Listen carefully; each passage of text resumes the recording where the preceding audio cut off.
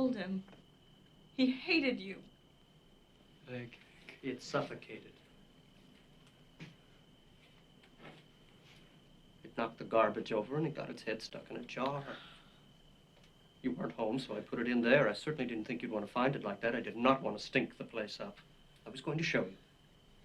You couldn't call or write a note. I was busy pushing bodies around, as you well know. And what would a note say, Dan? Cat dead, details later. I knew you were fond of it. You killed him. I know you did. He killed him. Besides, I do not like people in my room. All right, that's enough. Hello, listening people. Hello.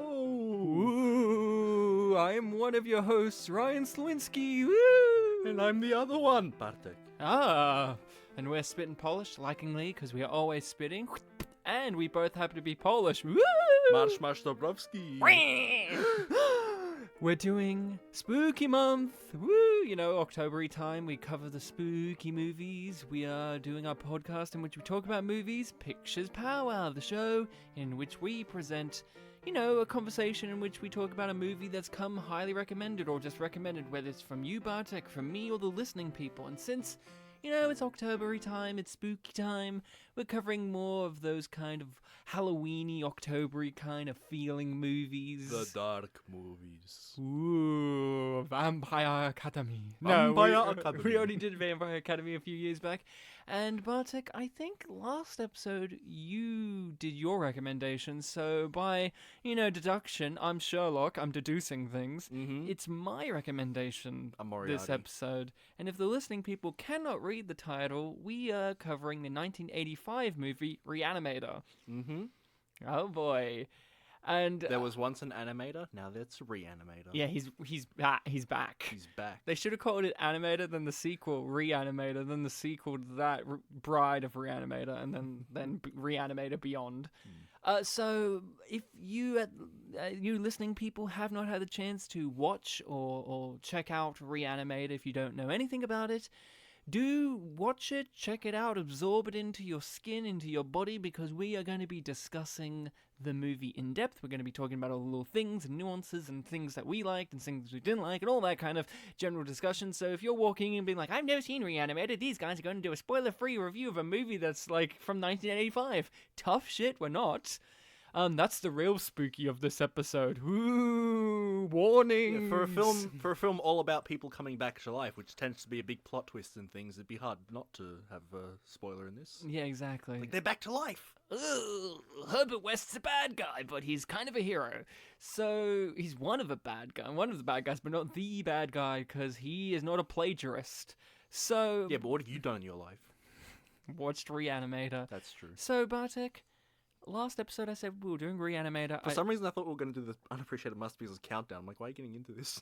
Okay, 3, 2, 1. Bartek, tell us your history with this movie. Ryan told me that we're doing it, and I think I've actually heard the title before, but I didn't know anything about it, really. Nothing about the visuals, nothing like, oh, I know that visual. Like, the green serum and the needle is a very iconic visual of this movie. I've seen the visual of science person wearing glasses, but otherwise, no, not really. Like, when you told me about it, you're like, oh, it's a Lovecraft thing. I'm like, ooh. I did not know that. In loose adaptation of it, yes, in names and some plot points, but not really. I believe I read trivia saying that H.P. Lovecraft wrote it for like $5 or something. Yeah. So, it was yeah. like a pulp magazine-y kind of thing. And he didn't really like writing Re-Animator, so I don't think he'll be spinning in his grave. Yeah, who cares? So H.P. Lovecraft was a racist fucker. Who gives a fuck about his opinion? He is dead. Good riddance. But his name has love in the title. Oh, and he's a crafter. So you have heard of this in just the general osmosis of culture, pop culture. I've heard of the name. You yeah, didn't really somehow. know what you're getting into. No, I mean obviously the title implies that like something non-naturalistic is happening, so there would be like either a sci-fi or supernatural twist to it. Yeah, that's true. And Lovecraft being mentioned, so you have some understanding of what to expect. Like, oh, there'll be some cosmic body horror weirdo shit. Yeah. Maybe some racism. My history with this movie is I've, of course, watched this many times over the years. My parents had this and the second one on videotape. And they were often, like the first one in particular, the videotape cover is very enticing. It's got like him with the syringe and it's like spewing out all of this weird fog, liquid, yellow, weirdo stuff, and then the Bride of Re-Animator's got a very similar one, but it's got a woman on it. It's all crazy, and it's one of those movies that you're like, ooh, it's R-rated. Ooh, like as a small child, and you'd look at it and imagine what's it's gonna have, and This you is see not like for me. the back of it, you see all like these weird images, like severed heads and people screaming, and like the green, the green serum and syringe, and you see it's rated R for like violence, nudity, sex, and you're like, oh boy, this is gonna be crazy. This is gonna be like, I'm not allowed to watch this. But then when I finally got to watch it, it was like, oh, it's a comedy. It's a comedy. Oh, that's what I got. That's what I get out of it. I don't know about you, but for me, this is a comedy movie. Yep. A black comedy, of course, but like it is a comedic movie. There's many lines I smile at and laugh and I cheer and like, yes, that's a great comedy there. Like the physical comedy in this is really great. But Bartek, tell us about your journey into watching Re-Animator. How did you feel? What were your expectations going in? Like all this kind of stuff. I mean, expectations going in is pretty much based on the stuff I've already said. I didn't know what I was getting into, but I knew that it was Lovecraft, and even in the opening credits, it even just said H.P. Lovecraft. I'm like, Yeah. oh, right, so there's going to be something crazy going on here. I was stuck a lot more to science fiction than I was expecting. Yep. Like, my basic understanding of Lovecraft is, like evil demon gods or something. Yeah, so- cosmic horror. Cosmic horror. So that's not this film. No, that's Far From Beyond, which is the follow-up that the director made with this and half the cast. So you would like that one. But overall, I enjoyed the film. I didn't laugh that much at it, but I thought it was really well told. The pacing was really good, and it was very comprehensible. This is a tight script. You know how when we did Falling Down, one of the compliments I gave that movie was the script was really tight. Like the structure of the script, like there's no fat on the bones. It just gives you everything you need. There's no... Like, you don't want another cut of the movie, like what we said with War Machine or stuff, or Saved. Yeah. This movie, like Falling Down, like, great movies. Even though this is a lower budget, campy, B-grade horror movie, comedy, the script is so tight. It's a very much a yes and type of movie where it's like, oh no, we've killed the dean. Well, are you gonna help me drag him onto this and we inject him with a serum? Why, of course. Like it's always There's yes, a cause and effect. yes, yeah. ending everything, which is a classic theater staple. I mean, the director of this came from a background of theater. This is his first movie. And the acting in this is over the top. It's very heightened, but to a point in which it never feels like it's a spoof or homage or like wacky, like we're playing it like comedy. It's always the right amount of heightened. Like Jeffrey Combs, who plays Herbert West, is chewing the scenery. You would agree? Mm-hmm. Yeah. But he feels like he's very genuine. It never feels like he's winking to the audience like, yeah, I'm in a silly, like, it's not like Black Dynamite or Hobo with a Shotgun or anything like that. Yeah, everyone in this film feels like they exist in that universe, and it's not weird that they're there. So the summary of this plot, for those who haven't watched it or just need a quick summary of it, is, it's Re-Animator. It is basically Dan Kane is the main character. Herbert West is kind of a secondary character. Oh, bless you, sir. Sorry, I'm allergic to whatever word you said before I Dan sneezed. Kane. Dan Kane is a doctor in training. He's studying. He's dating the dean's daughter, Barbara Crampton's character, and she's like, a nice blonde-haired American lady who's very sweet and tender, but their relationship has issues because, he wants to get married, but she wants to wait until he's graduated and he's like, not under the guise of being like getting in good with the dean and all the moral ethical stuff. But his big thing, Dan, is... he's a doctor who doesn't like it when people die, The very opening scene with him is him trying to resuscitate a person, and they're well beyond dead, they're dead, but he keeps going at it, he's sweating, he's trying to resuscitate them, and his big lesson that he should learn, but doesn't really, is that, sometimes you have to, like, know when to give up on trying to resuscitate someone. Like the doctor, the nurse. Yeah, I was about to say, I like has that a line. What was the line? It again? was like, it's sweet that you're optimistic, but you have to know when to give up. A good doctor knows when to give up. Yeah. and the central thesis is Heartwarming, not sweet. Yeah. Yeah, he doesn't learn that, but he does. It's very twisted because this movie involves a mad scientist, Herbert West, entering this guy's life, and Herbert West has invented a serum that brings dead tissue back to life. But of course, crazy things ensue. You have to figure out the science: zombies, crazy animals, violence, and a fellow university professor who's very lusty. And uses hypnotism. So, Bartek, did you like this movie? Yes, I did. I enjoyed it. Again, I didn't really laugh that much, but again, it was really well put together and, tight, as you said. It's like less than 90 minutes long.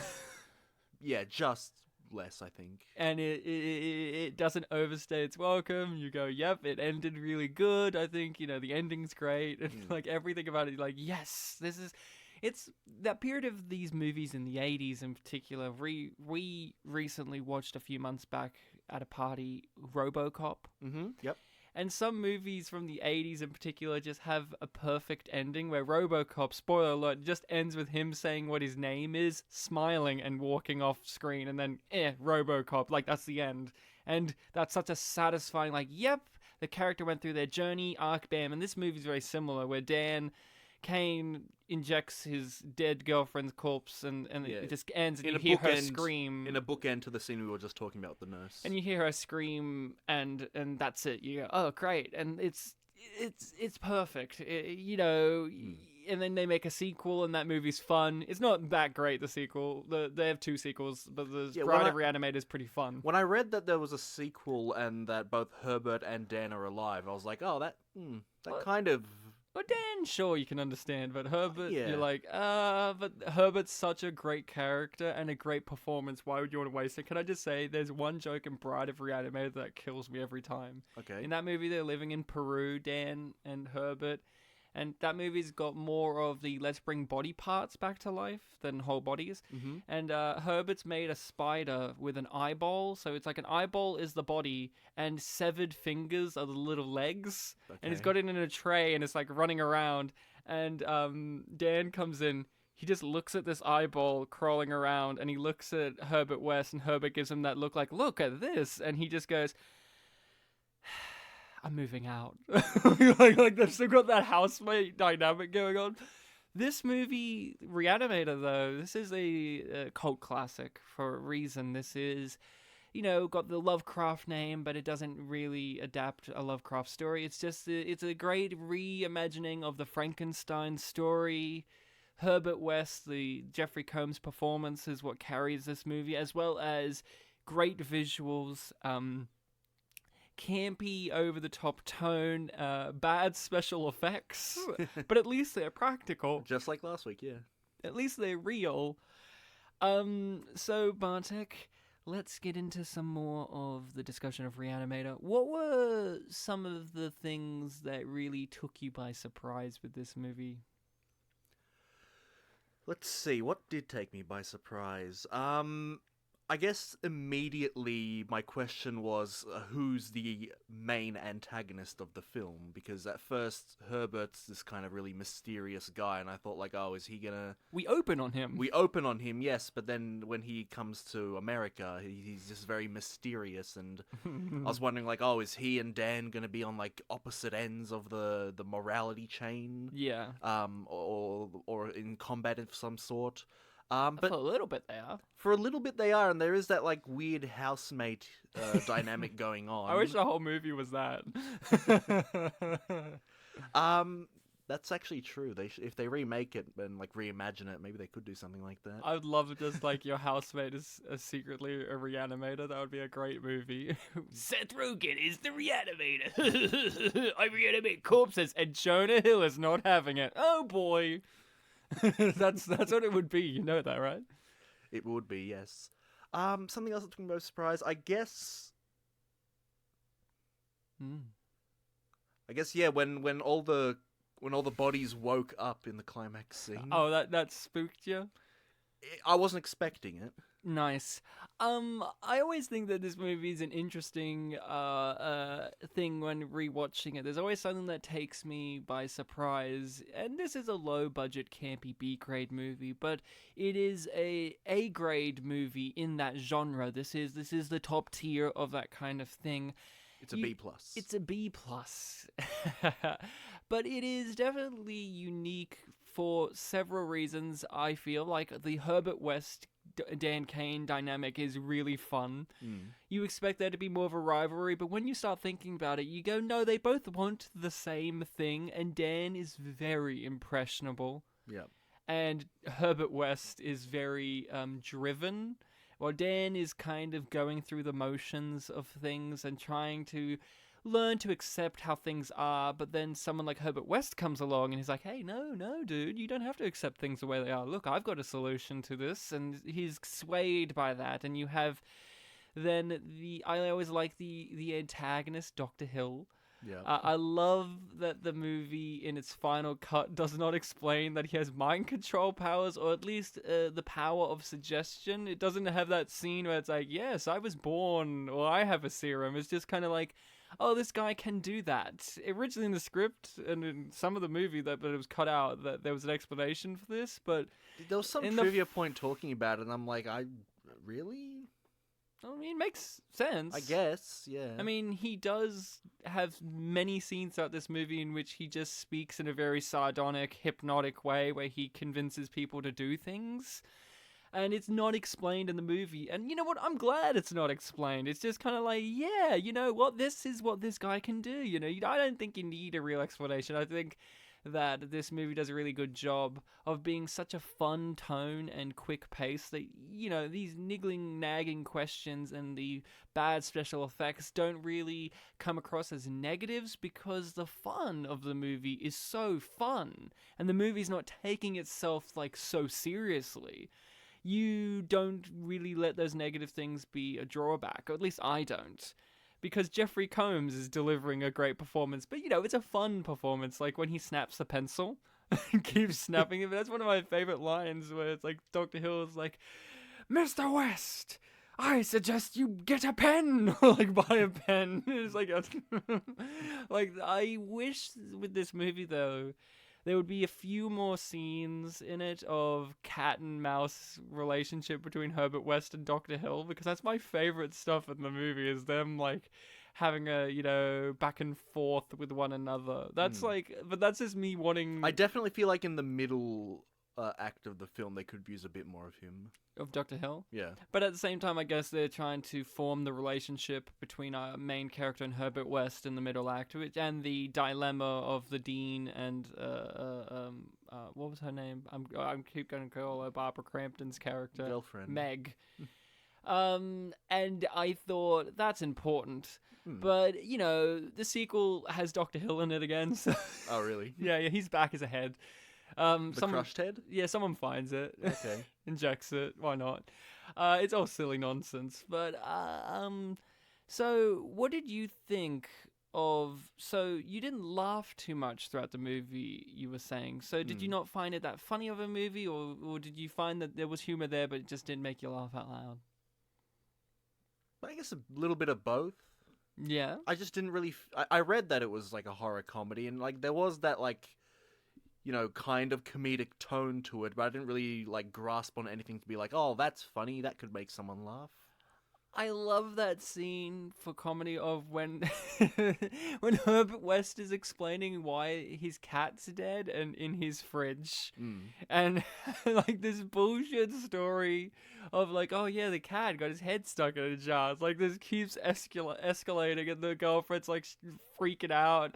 And I love that Dan's giving him a fair shot at explaining murdering his cat. Yeah, I did notice that. And he's just like, no, give him a chance. He's probably got something here. He's a genius after all. And I just love the final line. It's like, you know, I was busy. I had to go to the hospital. It's like, oh, you couldn't leave a note? Oh, yeah, sure. What would I write on the note? You know, dead cat? You know, sorry, I'll explain later or something? You know, like, no time to explain. And it's just like... the ludicrous nature, but then they're still housemates. Like, I love their dynamic. It's the stuff of gold. Usually, the main character of a movie like Dan can be a bit boring, but I think the actor does a really good job of making him a complex, interesting character, more so than maybe what's on the script. And the chemistry between him and Jeffrey Combs is really, really good, so that you may forgive it as well for the fact that you could use one or two more scenes of them getting to know each other or them interacting with each other before they become like best buds. But their dynamic is really great. With Dan, for such a tall guy, I really got a sense of youth from him. Yeah. It's like inexperienced kind of youth. Like And promising, and but Jeffrey still Combs young. is a short guy, And so he's that's shorter true. than Barbara Crampton. He is, yeah. So, what did you think of the romance in this movie? That is a part of the central thing of this movie. At late, we've had complaints with romance in our movies, with Saved and a few others that we've done on the show. What did you feel about this? I appreciated seeing one where the romance is already, like, formed. Like, there's already a history to these people. They're planning to get married. There's still obviously the conflict between the father of the woman and the guy, but I appreciated that, the story's already happened for them. Yeah. Things are coming along, and then there's another conflict to the relationship happening in the film. Yeah. I think that you could see this is the mark of a good horror movie in my brain. This has been said before about Re-Animator and a few others, is you could remove the horror conceit and still have a movie here. So you could remove Herbert West and the reanimating stuff and have an interesting dynamic movie about relationship between him and her, and Dr. Hill being like this guy that's trying to encroach upon that and setting a wedge between their relationship via the father. Like, you could see that movie existing if you remove Dr. West. Like, it's a good mark of a story of a genre piece movie of if you remove the thing that makes it a genre piece, you can still have a movie. And I think that's really great about this. I actually really liked their romance. As a kid, I didn't really appreciate it because you were there to see Herbert West and playing with a cat and making funny lines like, "Oh, you don't expect it to tango with a broken spine," and all this. Fuck off with these tits. And all these crazy things. But I really like I did like their romance. I thought the chemistry was really good, and I like the fact that on paper she can be a really poorly, underdeveloped damsel in distress kind of character, but I think Barbara Crampton does a really great performance of giving her more nuance and making her more of a character with agency. And she's not that kind of character in these movies when she comes on screen to go, "Dan, don't hang out with Herbert West," you don't go, "Ugh, I can't wait for her not to be here." You actually like her, or at least I do. I find that she being the voice of, morality in the movie is actually great, because sometimes in these exploitation B-grade horror movies or A-grade horror movies, when you have the person who's the voice of morality, if they're not the main character, you kind of want them to go away because you want to go into the immoral worlds of craziness that you expect from a movie. But every time she comes on and, she's yelling at Dan and she's getting infuriated and seeing what's happening to her dad and to Dan and all this crazy stuff, I genuinely feel for her. And, then it's upsetting with what happens to her later in the movie, as, not just because it's such a vile sexual sexual violence against her later in the movie and then eventual death, but you genuinely like this character. One of my favorite scenes in the movie, in fact, is them in bed.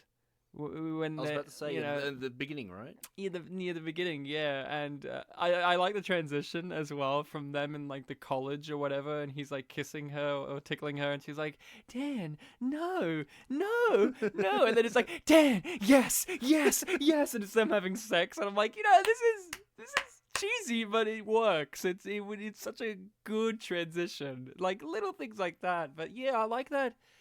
You genuinely like them, and you like their romance. It feels like I said earlier, it feels like everyone in this film belongs in the world that they're in. Yeah, and I feel like they're real people. I feel like, I agree, I like a movie where, or even TV shows, where you have a couple that's already pre-established.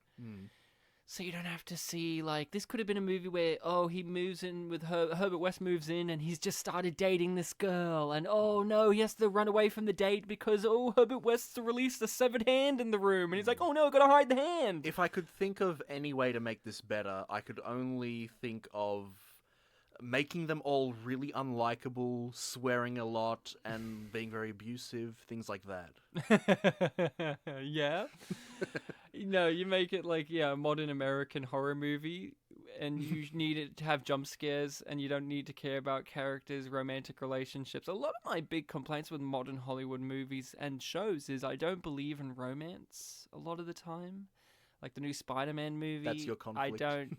It is a huge No, I conflict, get what isn't you it, mean, though, yeah. right? Like, a lot of movies... Just the way you worded it was funny. It is. I find it's Hollywood's really dropping the ball, and it's unique. It's funny that a 1985 campy first-time director write a crappy little weirdo movie about a guy who reanimates corpses can have a more believable and convincing romance than the new Spider-Man movie. That's had like 15 million iterations to show you how to do the Mary Jane Peter Parker dynamic, you know what I mean? Yeah, Like, yeah. And that they've had like 11 years of MCU world building so they can know how to do romance and relationships, but they just didn't. And it's like this movie could fall on its face if you don't believe in the romance, because I think what makes this a very interesting movie is the conflict between them two, you know, the Dan and Meg, Barbara Crampton. And she brings a good moral dilemma of, you know, like, dude, he's crazy. But then Dan's like, yeah, but he can bring people back to life, and isn't that important? It's like, yeah, you know, that's a good feeling. How did you feel about like this central conflict in the film? Yeah, that it's definitely something to think about because even though we have seen that the serum makes people almost zombie-like, like monsters, Or animals, at least. there is the thought in your head of like, but can it be improved? And even at the end of the film, when it was used on Dr. Hill was like Talking and thinking, and he still kind of had his character there. It was just a bit more like crazy. So it's like, well, he had his head chopped off. It would make me crazy. yes, but still. It gives you this idea of, oh, well, it actually has, I guess, improved going forward. Yeah. And yeah, that's exactly one of the things, too. Of you as the audience go, yeah, but it could work. Just let Herbert West do his thing. But the problem is Herbert West is a murdering psychopath. Mm. But I love... I guess the film never brought up, like, any sort of, like, religious morality towards, like, oh, the dead should stay dead. No, I think it's because we're in a world where everyone is science is core to everything. Like, every single character is involved in the field of medicine and science. So I think it would be weird if someone would come in and be like, Jesus! Well, even taking out religion, some people do think that, like, dead should just stay dead, so... Well, that is kind of one of the conceits of the movie from people like the Dean and, you know, a few other people, peripheral characters. But yeah, our main central... And Meg, you know, Barbara Crampton, she's kind of like, you know, look, yeah, but still, you should, you know, not deal with that kind of crazy stuff. But it's never like the full-on conceit of the movie. One of the things I think I get out of this movie is the difference of ideological standpoints between Herbert West and Dr. Hill. I think the best way I've heard it been described is it's a creative person versus an uncreative person. So Dr. West, or Herbert West, is a creative person. You know, he's trying to figure out this, and he's trying to push the boundaries of that. While Dr. Hill is a plagiarist who steals other people's ideas and reinforces old-fashioned ideas that have been proven to be false because he hasn't stolen anyone else's ideas to inform himself yet. Yeah. And he's very much like 6 to 12 minutes, you know, and Herbert West is like, I'll break another pencil. But then Dr. Hill's progressive and says, you should get a pen. You should get a pen. And then he's progressive, is like, I want to steal your ideas. Who told you to steal a pen? Yeah, I love Dr. Hill.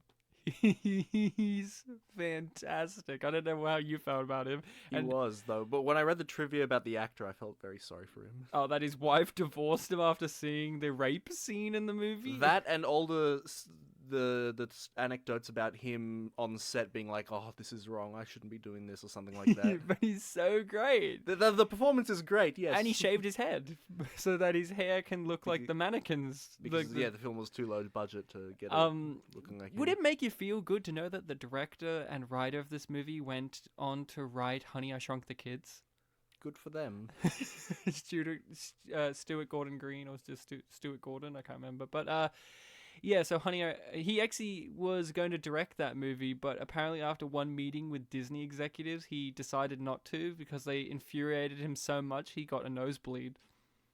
Wow. Because this Disney studio execs, when you go through crazy things, if you're a guy who did Re-Animator, and you walked into Disney and they're like, "No, we need you to be friendly," blah, blah, and he's like, "Dude, I had a severed head nearly go down on a lady in my first movie." I wouldn't take shit from Mickey Mouse. So, I did that. how did you feel about Dr. Hill as a character and how he progressively became the main antagonist of the movie? Especially considering you kind of thought, oh, Herbert West is going to be the antagonist of the movie, which he... The possibility was there for me. Yeah, That's all. so how did you feel? Like I said, I would have liked, sort of drawing on what you were saying about a bit more cat and mouse, a bit more of his presence in the middle part of the film. Other than that, yeah, it was fine. He was introduced early on as being, opposing figure towards Herbert West. I almost said something else. And when he made the turn, I mean, even before he made the body horror turn, he tried blackmailing Herbert West. So this showed he hypnotized him to give him his shit. wasn't it blackmail? He was doing the hypnotism thing. He was just kind of like looking at him with those eyes and being like, "You shall be my assistant." And Herbert West is like catatonic. He's like literally got a tear strolling down his face, and then he like kind of shakes it off and hits him over the head with a shovel. See, I think I was looking at this film so at face value that I didn't notice there was any sort of like mystical hypnotism. Really? How did you not notice when he's convincing the dean that his daughter shouldn't be dating Dan? That scene's like so mystical, and it's like the way it's edited, it keeps cutting to the fire and everything's like getting foggy, like the lens is getting foggier and foggier as you look at Dr. Hill, and like the music's cranking up. I just took it like, yeah, he's got this real power of suggestion over people. But yeah, blackmail could be an interpretation. I just see it like he's hypnotizing people. Okay. Like he just does this face where he just drops his face and speaks in a very like, "I am hypnotizing you now, Bartek." I thought that was just a character thing. Like, oh, he's a bit of a creepy guy. I mean, he is a bit of a creepy guy, as we find out. All right, so look, the core things that we're both talking about, he's manipulative and he's creepy.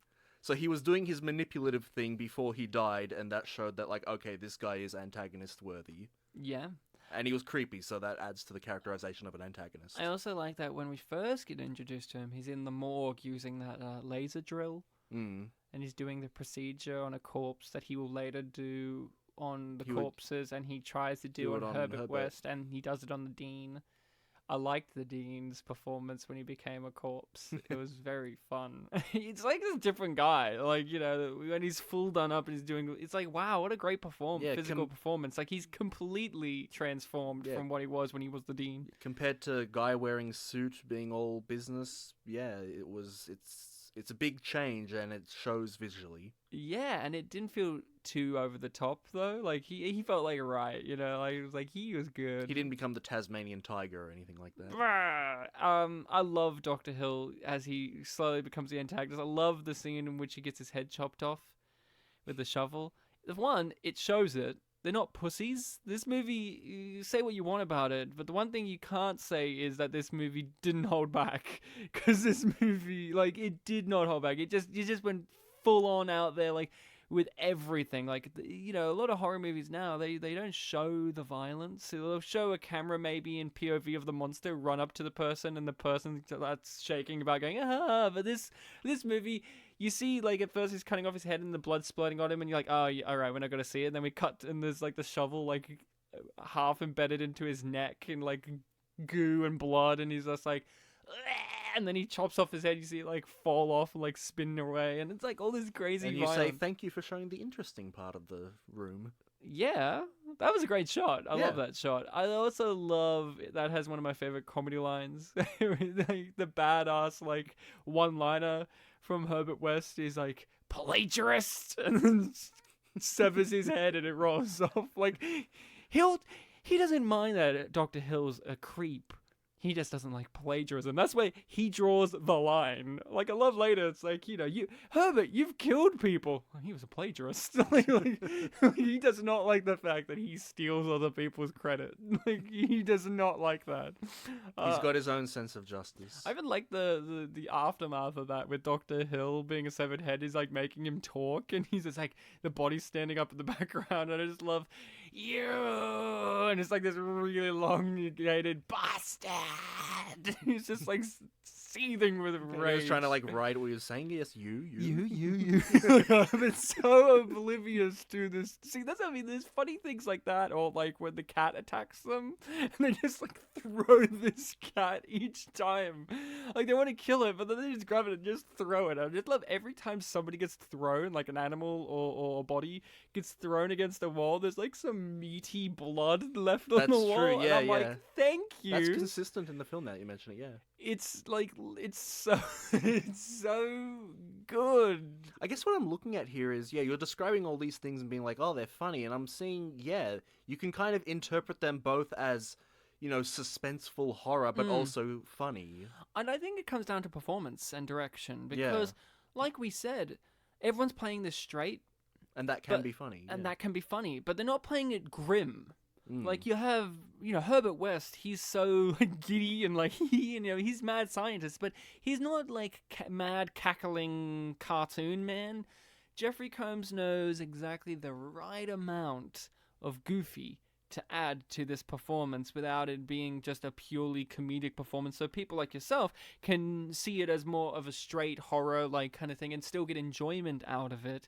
Well, I can see the more comedic side of his performance. Like, I laugh every time when he's like interacting with Dr. Hill, or it's like they're sitting there waiting for him to come and attack them later in the movie, and Dan's like suggesting like, oh, maybe he's gonna attack my girlfriend, and he leaves, and Dr. Hill, Herbert West just keeps sitting there, and he just kind of looks over, and he's just like this look of, maybe he's right about that hypothesis. Like you see him figuring out in his brain, maybe that's a correct hypothesis. I don't know. Or, we'll get to the rape scene in a little bit, because that's obviously a big moment of this movie that will draw people away from it. It's very good. It's very full on. But what makes that scene It drew someone away from someone. Yeah. What made that scene so great is the fact that they knew when to stop. He didn't get to the point, but what makes it great is just Jeffrey Combs just being like, Dr. Hill, you Randy. Like, he's just standing there like judging him, like, I didn't know you would go with pre-ed girls or whatever. And just like he walks around, like, casually walking, like, I'm not afraid of the severed head. He's got a plan. He knows what he's doing. Yeah, overdose, and just like doubles him and he explodes. So I think for me, this is a movie with a lot of fun aspects to it. What did you think of the music? The music that is just directly ripping off Psycho? Maybe it was ripping off Psycho. No, it was ripping off Psycho. Like, you play them back to back, they're like the exact same score. Music's always something hard for me to remember in films, but I do remember at the time when I was watching it, it all felt appropriate. Yeah? It all felt good. What did you think about the practical effects of this movie, like the body horror and gore and stuff? We just watched Story of Ricky too, where that had very over-the-top body horror gore. How did you feel wandering in? I guess it wasn't as obvious in this one. It felt a bit more, I guess, realistic.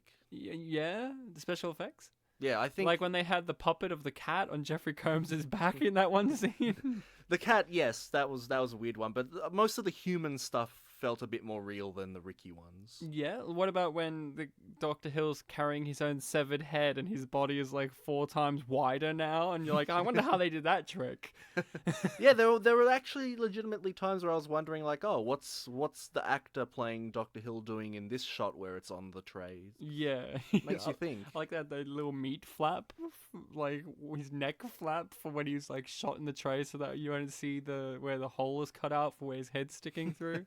Yeah, I was like, is great. that like a cloth to like soak the blood in so he can drink? No, it or something? it's his neck flap.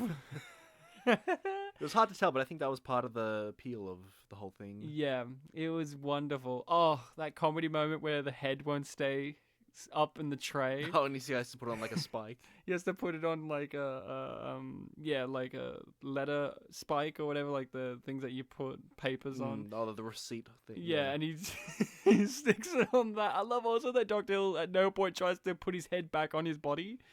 Like, he puts a fake mannequin head on the body. He never tries. There was a trivia point on IMDb. Did you read the trivia? Yes, I did. Okay, well, you know where I'm going with this. There's a trivia point where, in the audio commentary, apparently the actor that played the girl... Yeah, Barbara Crampton, yeah. Brought up, like, hey, why didn't he put his head on his body? And no one else had considered that before then. My favorite piece of trivia, if we're going to get into it, was Jeffrey Combs demanded that he wears shoes in that scene where they're at the morgue. So he could show off how fast he can tie his laces. No, that, but also it was more like, oh, the character wouldn't go barefoot. And it's like, the director was like, I don't know, it's going to be pacing, whatever. It's like, I can tie my shoes real fast. And there's like a piece of trivia, was like, and Jeffrey Combs was true to his word, for he can tie his shoes really fast. No, it said like he's a master He's a lace master tie or something. lace tire. And you're like, IMDb, what is this? What is this? What did you think of... Hold on, Jeffrey Combs, did you write that piece of trivia in the IMDb? I know it's you, Jeff. Well, who wrote the trivia point about the dildo enthusiast? Yeah, the woman at the very beginning was a dildo enthusiast, and she hid dildos all over the set. With the fake corpses, specifically. That was wonderful. No, I love this movie. I think it's campy, it's silly, but it is, for a first-time director, it's a masterclass of direction. Oh, I for think. sure, for I sure. think. They throw everything in, including the kitchen sink, but it doesn't feel bloated. It runs perfectly. The humor, the dynamics. Every character has an arc and a type, and they go and meet that, and it's wonderful, even when they end tragically or stuff like that. It's everything you need in a fun horror movie, and I feel like we've lost some of the art of that. And no, I didn't find this movie scary, really, but I don't think the movie was going for, like, ooga booga scares, but more of that kind of, like, There was unsettling moments. unsettling and suspenseful, I'd say. Suspenseful, definitely, like the cat scene. Yeah. That's really He suspenseful. just wakes up, cat screeches, and it's like, what the fuck? Yeah. Yeah, when they bring it, when he's like, can we agree it's dead? And he just grabs it and drops it. It sounds like a stone. Like that was a real dead cat's body in the fridge too. That's Yeah, I read that trivia. Oh boy. So who was your favorite character in all of this? I guess Herbert West really did carry the film for me, but I appreciated pretty much every character. I feel like if there was any character I'd say felt even the slightest bit artificial, it might be the guard to the morgue room. I thought he was going to be your favorite. I thought you liked him. Oh, I liked him for sure, but he felt like of all the characters, the one that had like lines written for him, like funny lines, and also the running gag of gotta go to get a coffee. Masturbate. But then the trivia is like, oh no, he was actually going to masturbate. I mean, you could tell that when he had a dirty magazine each time he went to do it. I liked him. I liked him too. Yeah, he's one that's probably lesser, but he's not a real character, really. Like, he's there in a few scenes. I would say the Dean is probably the lesser interesting one out of the main characters, but that's just by the virtue of, how the story needs to be. He had to be like a stickler antagonist kind of guy. Yeah, he gets swayed.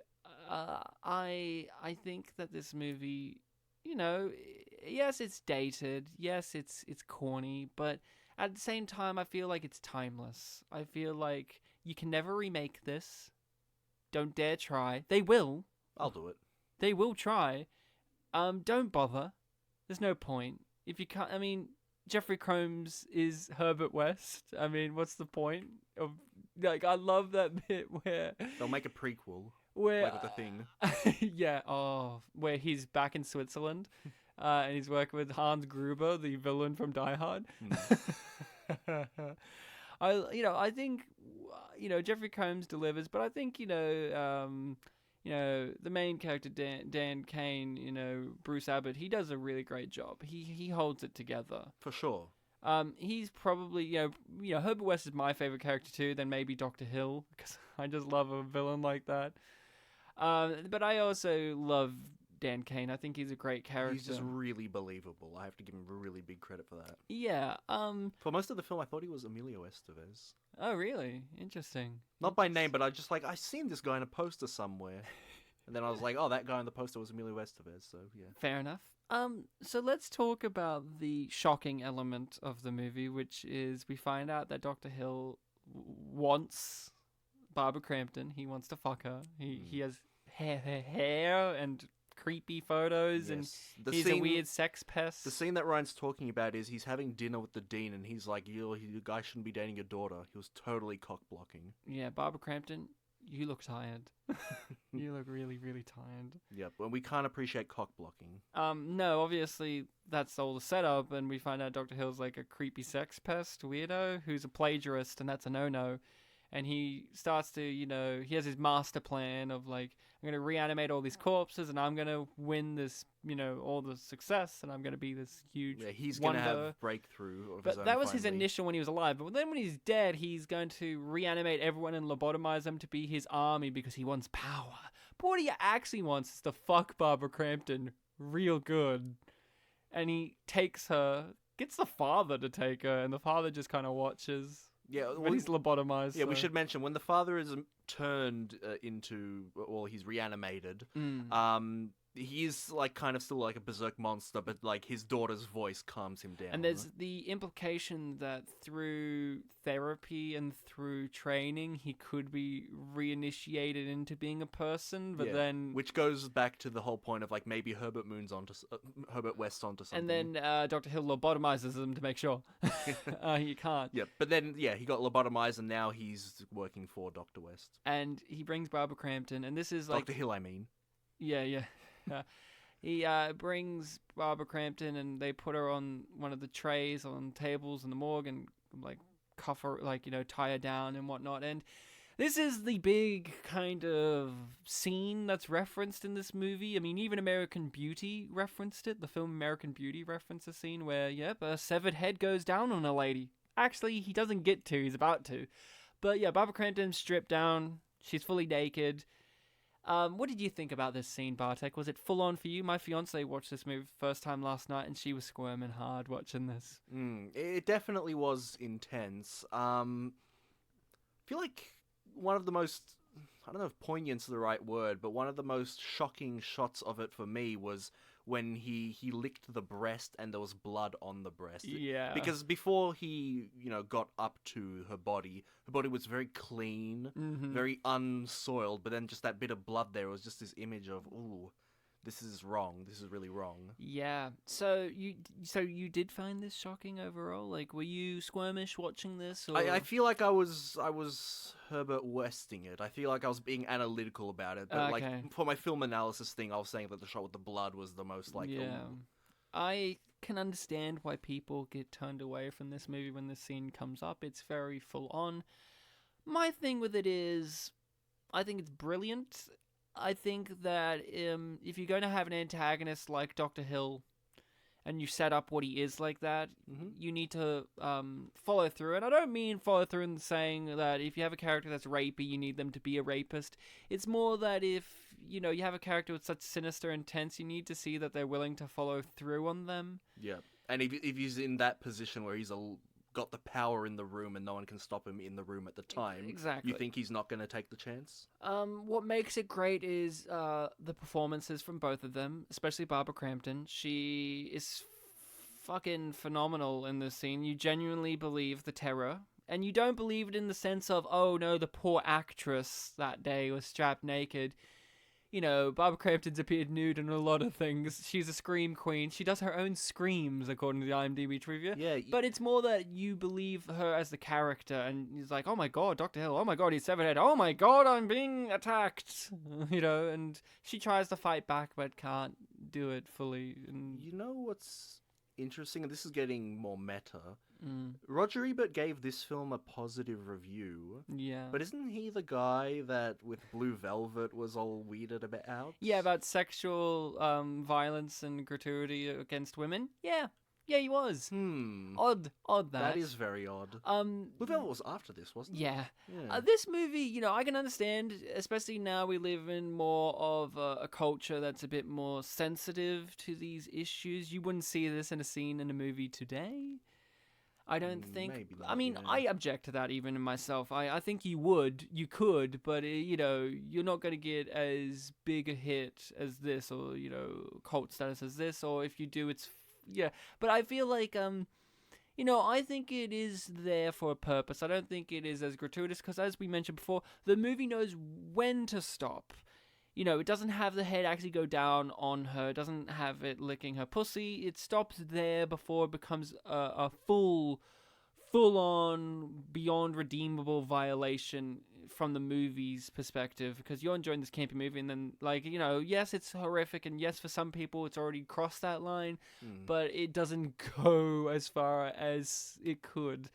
And, you know, yeah, and I think the performances from both of them really carry you through it, especially Barbara Crampton. She genuinely is fantastic in this movie, and you know, she's wonderful. I you know, as the chick in this horror movie, she isn't boring to watch. She's very fun, and she does a really great job acting in this, as does every single person. I don't think there's a dud actor in this movie.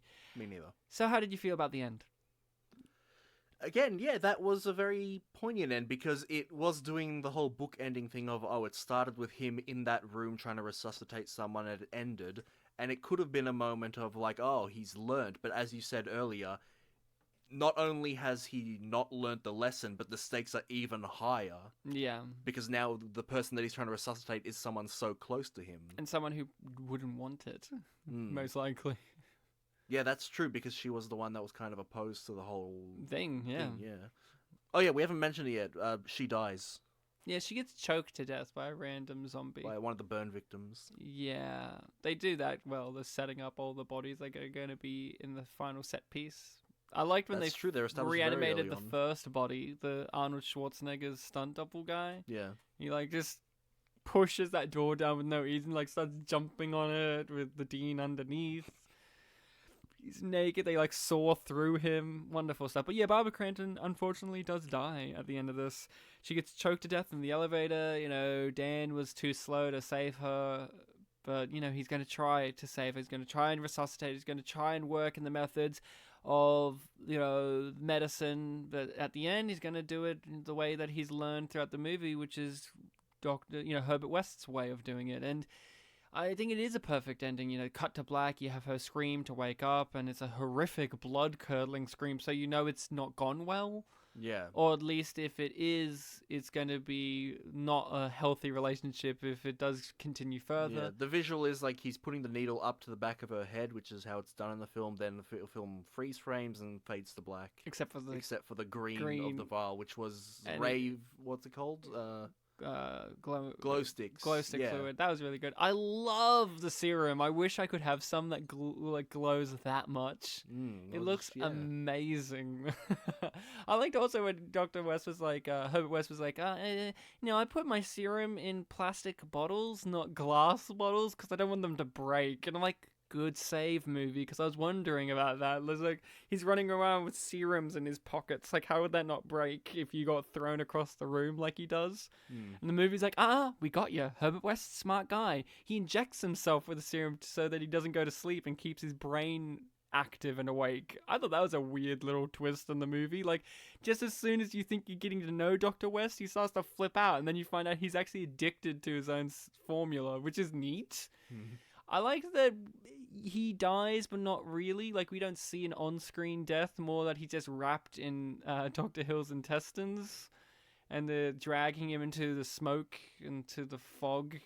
I think it's a really great way of, when they do make a sequel, which they did, you can open it up that he lived, but, it's, if they didn't have a sequel... If this was a standalone film, yeah, then it would be up in the air of what actually happened to him. And that's fine, because it's not his story. A lot of people think that, because Bride of Re-Animator and Re-Animator Beyond focus on West more, but this is Dan's story. When I looked up on Wikipedia that the film, and it showed me that Herbert West, the character, has his own Wikipedia page, that said to me, like, oh, okay, so maybe he is in the later films, and yes, he was.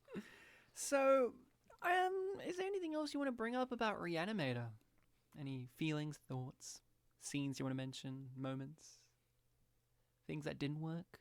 I was gonna mention the intestines thing, but yeah, we brought that up already. I don't know, it was just a really tight film overall. Yeah. Yeah, I don't really have any negatives about this movie. Yeah, like the closest thing I could have thought was like, oh, the security guard felt a bit like, oh, lines were written for him, but I didn't even hate his character. So, no, yeah. There was a Talking Heads poster. You probably really liked that, yeah. Yeah, well, we're back to true stories again. There's no narrator character. That was nice.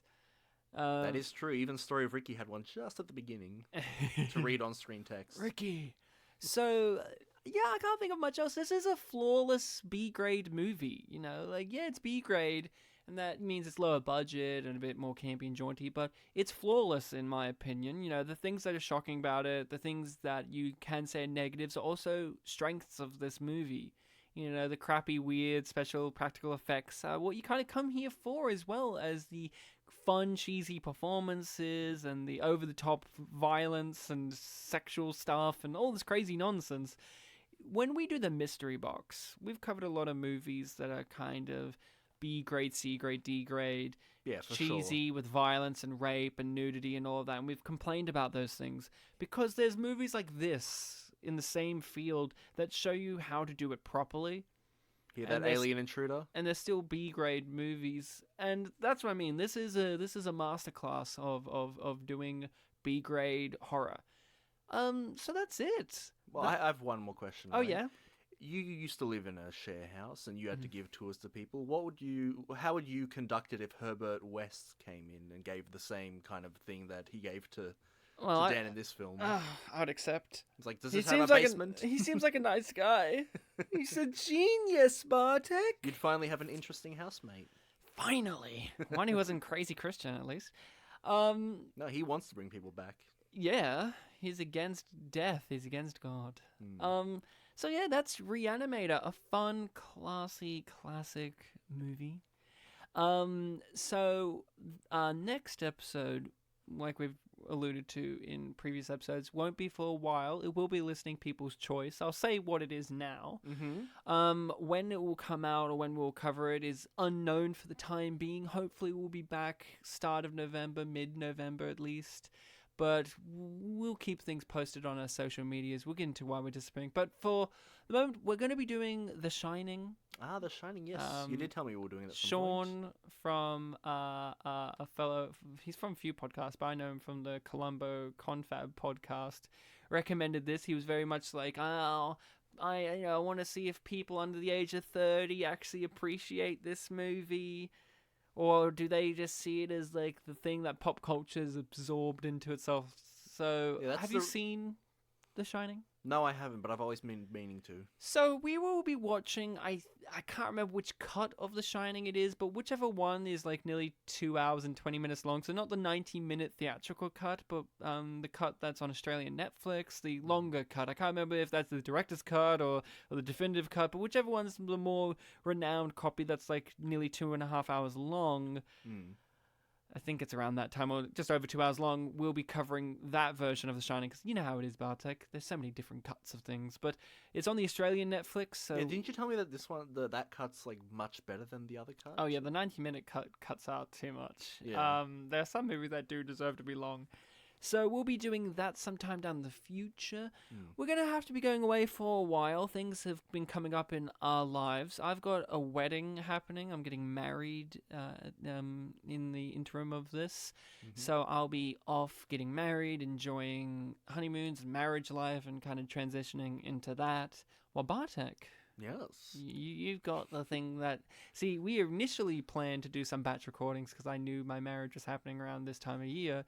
But then out of nowhere, Bartek has come in and like, no, Ryan, we're not going to just take a week or two off or just do batch recordings. We're going to take a fuck amount of time off. Yes. I won't get into too much details, but I'm having a microdiscectomy in my L5. What? I'm having spine surgery because I've been in pain and I want it to end. He wants it to end. So I feel like ending he's it. getting some spinal surgery, so you'll be going through a recovery process. So that'll knock us out of commission for quite some time. So these last few episodes have been us doing some batch recordings before you have that happen. So that way we don't leave you, the listening people, with absolutely nothing. Yeah. So that's kind of been what's going on with stuff. So yeah, we'll be out of commission for a while, but we'll keep things updated on our social medias of Facebook and Twitter, which is, of course, you can find us Spit and Polish Presents. Just type that into Facebook or Twitter, you'll find us. If you are wanting to send us any emails of feedback, thoughts, congratulations or commiserations or kind of like get wells and whatnot, what's our email, Bartek? It's spitandpolished@gmail.com. So that's spitandpolished@gmail.com. As you heard, we're doing a listening people's choice. So obviously, if you have film recommendations, send them through.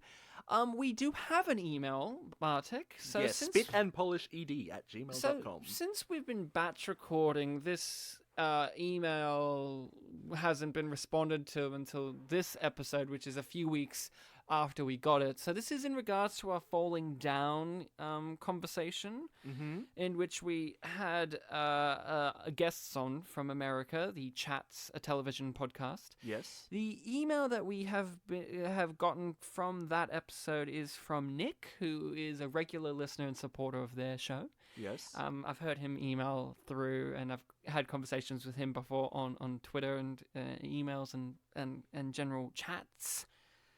Get it? I said chats. Yes. So what we have gotten here is I've got an email from Nick that's in regards to Falling Down. He's also recommended that we should do a movie at some point, Rocket Man. Okay. So not the new one. Okay, I was the about one to from ask. the 90s with one of the guys from Sorority Boys. Is the new one a remake of that? No. Oh, so this is unrelated to Elton John? Rocket Man's about Harland Williams going to space. Okay. So Nick says in his email, this is in regards to Falling Down, as much as this movie isn't showing a unique event, and in fact is something that happens still today, I am left to think that if you were crazy enough to try and remake it, it would be so unsettling that you wouldn't be able to stomach it. He would wear a Make America Great Again cap, and those who empathize with him would be upset that he is somehow, in quotations, the bad guy. Everyone else wouldn't want to see it, as they see enough of it in their lives and their elected officials. Let's just be happy it exists and was made in the 90s. Nick. So, Bartek, how do you feel about that? Anything you want to say back to that? Yeah, it felt like it was a, compromise between the Chats and the Spit ideologies. Yeah, I think so too. That episode, I'm very happy with how that turned out and all the differences of discussion and very difference of opinions that we've heard from listening people and from people in general. I was still surprised even now that Falling Down garners so much conversation and controversy and topics. Like, for me personally, I don't agree with Nick, of course. I think that you could still make this movie today. I mean, the Joker movie is going to be coming out this year and everyone's excited for that, and that movie's about a white guy who goes crazy and attacks people. We've had these movies every decade, these entitled white guy movies go on a spur. The thing about that I always got unique about it was they mentioned Trump, Nick does, they did, the Chats. The thing about it was, Dee Fens as a character in Falling Down was let down by the government itself. So he was never, waving his flag about, the president who was in charge or whatever. Let's not forget, this is a guy who just would have come off Reagan going into George Bush Sr., both very damaging presidents in the American history, I would say. Very fanatical, very, full on. In Falling Down, they even have a reference to the fact that people are dying of AIDS because the government didn't do anything about it. As bad as Trump is in this modern age, one really has to ask, is Trump as a president and his ideology and standpoint really that terrible when you have presidents like Ronald Reagan with Reaganomics and how he let AIDS happen without doing anything? Yes, Trump's bad, and yes, Reagan's bad, but is it an evil in American society that is so beyond anything that they've seen before? I don't think so. I guess maybe it's just an exaggeration of, oh, dumb guy, so he's even worse. Yeah, Ronald Reagan was also a dumb guy who did even worse. He was an actor who liked jelly beans. But these are the things, like, there's always this thing of, oh, we wouldn't make that movie today, but we do. They did then, they're doing it now. And then when time passes, we look back on them and we go, oh, you wouldn't make that movie now because maybe something like Falling Down, as we mentioned, is still striking a very hard chord that's still present in society. And we, thinking that we're enlightened, would like to think a movie from 1993 wouldn't still be as present as it is in modern society. I don't think anything's impossible to, do again. No, but I think there's a lot of things when it comes to these kind of movies and American society, and, oh, we can't do that now because of this. What I find more damaging in American society when it comes to film culture is, say we're talking about Trump, same with Reagan, same with a lot of these politicians, adapting their ideological standpoint into just pure cartoonish villainy and without any nuances, without anything, and it's just like, see, the bad guy is always bad. What made Defense an interesting character was this deep-seated issues that American culture has within it, and showing it in an everyday kind of guy, like Defense was a disturbed guy.